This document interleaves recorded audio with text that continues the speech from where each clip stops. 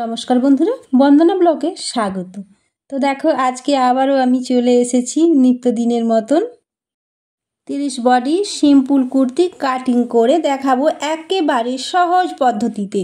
তো এই কুর্তি কাটিং করার জন্য এখানে আমি ব্রাশো থান নিয়ে নিয়েছি। তো ব্রাশো থানের ডিজাইনটা কোন দিকে কিভাবে আছে সেটা একটু দেখে নিচ্ছি। তো দেখো, এখানে একটা ব্যাপার আছে, সেটা হলো এই যে ব্রাশো থানের একটা মানে টান টান ভাব থাকে, লুজ লুজ লুজ লুজ ভাব থাকে, সেটা কোন দিকে আছে, আড়েও থাকতে পারে লম্বেও থাকতে পারে। তো সেটা দেখে নিয়ে তারপর মূলত কথা হচ্ছে ডিজাইন কোন দিকে পড়েছে, সেইগুলো দেখে নিয়ে তারপর ভাঁজ করব। তো আমি দেখে নিয়েছি, তো এটা আমার এতে পড়েছে, আড়ে পড়েছে। তো আমি লম্বালম্বি কাপড়টা ভাঁজ করে এখানে ফেলে নেব। তো যতটা আমার লং লাগবে ততটাই, আর বডির মাপ যতটা সেইভাবে আমি এখানে কাটিং করে নিয়ে নিয়েছি। তো এবার আমি যেটা দেখব, আমার এখানে পারফেক্ট ঝুল থাকছে 31।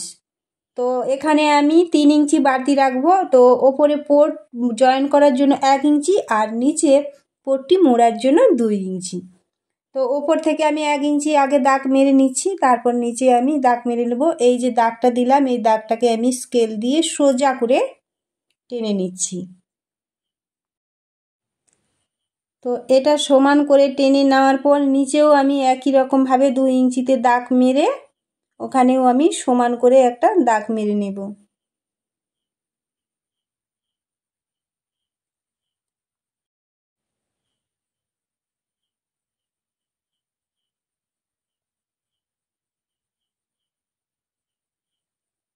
তো দাগ মেরে নিয়েছি, এবার স্কেল দিয়ে সোজা করে একটা আমি এখানে দাগ দিয়ে দিলাম।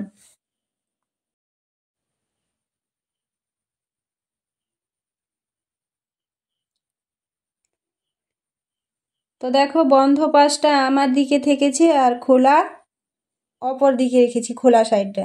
তো এবার আমি পুটের মাপ নিচ্ছি, এখানে পুট নিচ্ছি আমি 5, আর মূল নিচ্ছি আমি 6। তো 6 একেবারে আমি ফেতা ফেলে এখানে দাগ মেরে নেব।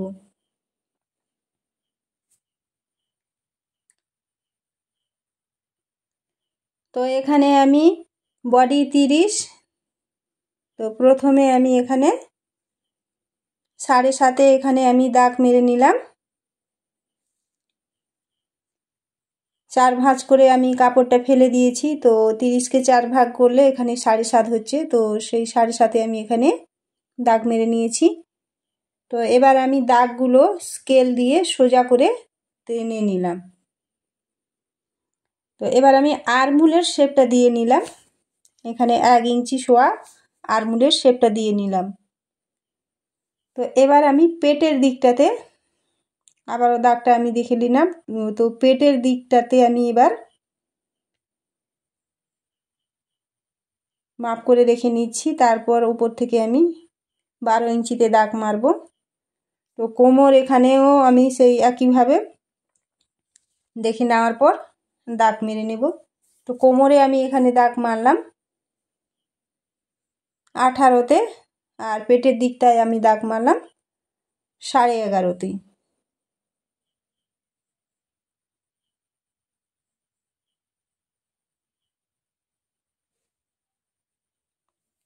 তো এবার আমার পেটের দিকটাতে থাকছে পারফেক্ট একেবারে 16। তো 16কে 4 ভাগ করলে 4।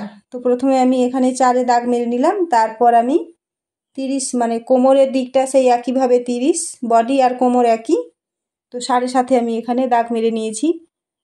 তো পারফেক্ট যেটা আমার হবে, সেই মানে পারফেক্ট যেটা মাপ হচ্ছে সেই মাপটা আমি আগে দাগ দিয়ে এখানে নিচ্ছি।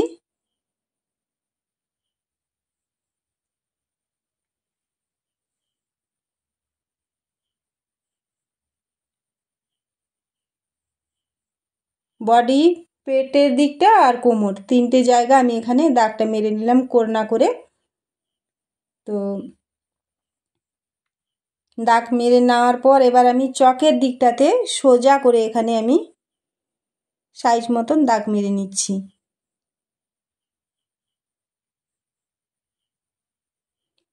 মেরে নিয়েছি। এবার আমি পারফেক্ট যে মাপটাতে মাপ করেছি সেই মাপ থেকে 2 ইঞ্চি এখানে দাগ মেরে নিলাম। তো কোনো কারণে ওইটা স্কিপ হয়ে গেছে, তো কোমরের দিকটাতে আমি ছোট্ট করে এখানে করে দিলাম, কাটস লাগিয়ে দিলাম। তারপর ওপরে আমি পুটের কাছে ডাউন করে নিলাম। তো এবার আমি হাতা কাটিং করার জন্য এখানে মাপ করে নিলাম। তো 8.5 হয়েছে। মাপ করে নেওয়ার পর আমি এখানে অস্তর নিচে মানে যে কুর্তির যে কাপড়টা সেটা উপরে রেখেছি আর অস্তর নিচে আমি বিছিয়ে নিয়েছি। তো 5 ইঞ্চি আমার নিচের দিকে বাড়তি থাকবে নেট ছাড়ার জন্য। তো তারপর আমি এটা একেবারে সমানে সমানে ফেলে কাটিং করে নিয়েছি।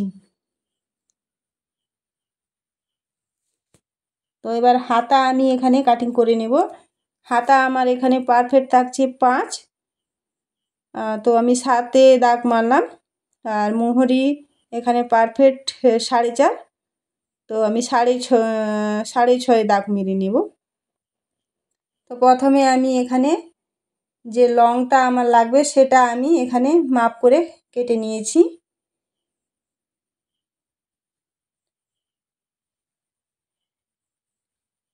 সাড়ে 8-এ। তারপর আমি ওপর থেকে 3 ইঞ্চি দাগ মারলাম।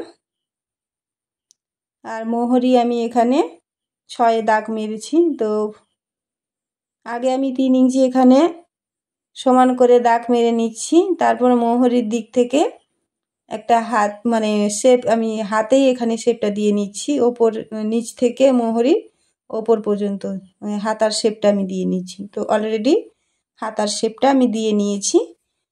তো এবার আমি এই যে একেবারে দাগে দাগে হাতা কাটিং করে নেব। অলরেডি আমার কাটিং করা হয়ে গেছে। তো পুরোটাই কাটিং করা হয়ে গেছে। আজ এই পর্যন্ত। আপনারা সকলে খুব ভালো থাকবেন, সুস্থ থাকবেন। আবারও দেখা হবে অন্য কোনো নতুন ভিডিওতে। এখন সবাইকে টাটা।